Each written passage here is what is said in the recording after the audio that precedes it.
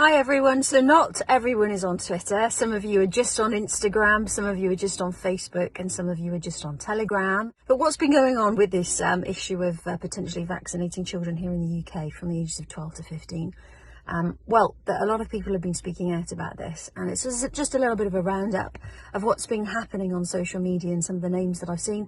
If you know of any more, please put that in the comments below.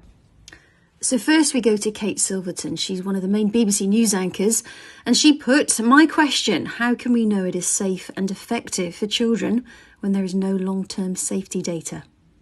Then over to Matt Letizier on Twitter, who has retweeted Dr. Mike Yeadon, who has expressed grave concerns in relation to giving the COVID vaccine to children. You'll find on his timeline, Matt has retweeted a lot of other influencers expressing concerns around this topic. Famous tennis player, now sports presenter Annabel Croft, retweeted a jaw-dropping interview with Dr. Mike Yeadon on the 27th of October 2020. Catherine Tildesley, a former Coronation Street actress, retweeted Kate Silverton's tweet saying that this is correct. They don't know, no data, no knowledge.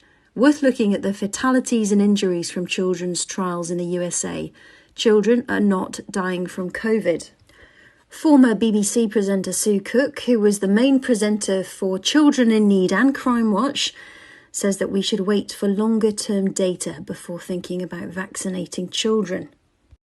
And then finally, Times columnist Ian Martin says, "Anyone else worried about vaccinating teenagers from COVID? I am an enthusiast for vaccines, even after several allergic responses. But vaccinating children, teenagers with a very new vaccine to safeguard oldies who won't take up the offer of the jab is troubling." Well, this tweet then had other people commenting below, such as Kirsty Allsop. She said, "What's troubling me is that Matt Hancock said it wasn't necessary last year, as have various others. So can we have a genuine, open debate about it and see the figures as they relate to children and not the population as a whole?"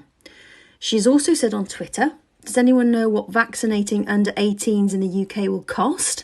And is the government going to weigh this up against what is not being ploughed into education or what has been cut from international aid budgets?" And then we have Guardian columnist Gabby Hinsliff commenting, "I've written about this tomorrow, not worried about safety, more that as a parent of a teen, it doesn't feel like the most urgent priority right now." We then have Julia Hartley-Brewer saying, "Indeed, it is more than troubling. It is downright unethical."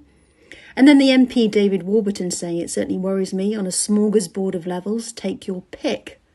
And there are many more high-profile influencers who have spoken out on this subject, so please do add them in the comments below.